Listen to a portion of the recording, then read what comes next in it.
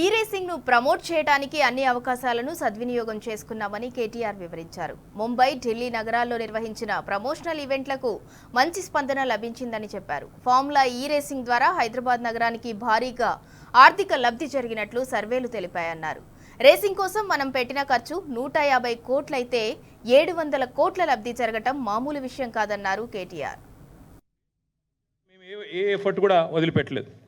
ఇది బాంబేలో gateway of India కాడ ఆ రేస్ కార్ను డిస్ప్లే చేస్తూ దీనికి పబ్లిసిటీ ఇవ్వడానికి, బాంబే నుంచి కూడా విజిటర్స్ని అట్రాక్ట్ చేయడానికి అక్కడ పెడితే మహారాష్ట్ర ముఖ్యమంత్రి ఏక్నాథ్ షిండే, అప్పుడు కేంద్ర ఉపరితల రవాణా శాఖ మంత్రి నితిన్ గడ్కరీ గారు, వారందరూ కూడా వచ్చి ఈ రేస్ మా దగ్గర పెట్టాలి బాంబేలో, మీరు ఎట్లా కొట్టుకుపోయినరు అని ఆ రోజు వాళ్ళతో మైక్లనే లొల్లు కూడా పెట్టుకున్నారు. నెక్స్ట్ ఇయర్ మా దగ్గర పెట్టాలని చెప్పి కూడా అడిగారు. దాని తర్వాత ఢిల్లీలో హర్దీప్ సింగ్ పూరి గారు, క్రికెటర్స్ శిఖర్ ధావన్ గారు, యజువేంద్ర చాహల్ గారు, ఇంకా చాలామంది ఎంపీలు వచ్చారు, ఇతర రాష్ట్రాల మంత్రులు వచ్చినారు. ఇదంతా కూడా జరిగిన తర్వాత మనకు రేసు ఫిబ్రవరి 2023లో రేస్ జరిగింది. రేస్ జరిగిన తర్వాత దీనివల్ల అసలు హైదరాబాద్కి ఏం లాభమైంది? ఎందుకంటే అడుగుతారు కదా సహజంగా. ఆ రోజు మొదటి రేస్కి ప్రభుత్వం వైపు నుంచి మనం పెట్టిన ఖర్చు మొత్తం హెచ్ఎండిఏ పెట్టింది. ఎందుకంటే హెచ్ఎండిఏ యాక్ట్లో చాలా స్పష్టంగా ఉంది. హెచ్ఎండిఏ చట్టంలో ఏం రాసింది అంటే, హైదరాబాద్లో జరిగే ఏ లీజర్ యాక్టివిటీ అయినా, ఏ రిక్రియేషన్ యాక్టివిటీ అయినా దాన్ని ప్రమోట్ చేయడానికి హెచ్ఎండిఏకి పూర్తి అధికారం ఉంది. హెచ్ఎండిఏ యొక్క చైర్మన్ ముఖ్యమంత్రి గారు, హెచ్ఎండిఏ యొక్క వైస్ చైర్మన్ మున్సిపల్ మంత్రిగా ఆ రోజు నేనున్నాను. కాబట్టి హెచ్ఎండిఏ నుంచి ఒక 30-35 కోట్లు ఏదో ఖర్చు పెట్టినట్టు, నాకు ఎగ్జాక్ట్ నెంబర్ గుర్తులేదు, సబ్జెక్ట్ టు కరెక్షన్. 30-35 కోట్లు ఏదో ఖర్చు పెట్టాము.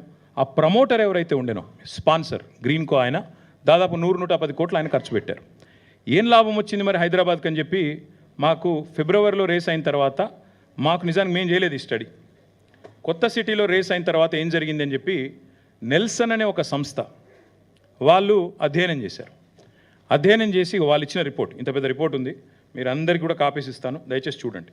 ఇది నా కవిత్వం కాదు, నెల్సన్ అనే సంస్థ ఇంటర్నేషనల్ ఏజెన్సీ. ఇదేదో హైదరాబాద్లో అమీర్పేటలోనో లేకపోతే ఢిల్లీలో సిపిలోనో ఉండేది కాదు. ఇది నిజంగా కూడా ఒక రెప్యూటెడ్ ఇంటర్నేషనల్ ఏజెన్సీ. వారు ఇచ్చిన రిపోర్ట్, వారు ఏం చెప్పారంటే, హైదరాబాద్ నగరానికి ఈ రేస్ వల్ల, ఫిబ్రవరి 23లో జరిగిన రేస్ వల్ల $82 మిలియన్ ఎకనామిక్ బెనిఫిట్ వచ్చింది నగరానికి. ఎట్లా వస్తుంది ఎకనామిక్ బెనిఫిట్ ఒక నగరానికి అంటే, ట్రావెలు, జిఎస్టీ పేమెంట్స్, ఇండైరెక్ట్గా జరిగే ప్రచారము, 50 కంట్రీస్లో మనకు జరిగే మనకు లభించే విస్తృతమైన పబ్లిసిటీ, ఎన్నింటి వల్ల అల్టిమేట్గా మనకి బ్రహ్మాండంగా విస్తృతమైన ప్రచారం వచ్చింది, లాభం జరిగిందని చెప్పి ఈ నెల్సన్ అనే సంస్థ ఇచ్చిన అధ్యయన రిపోర్ట్.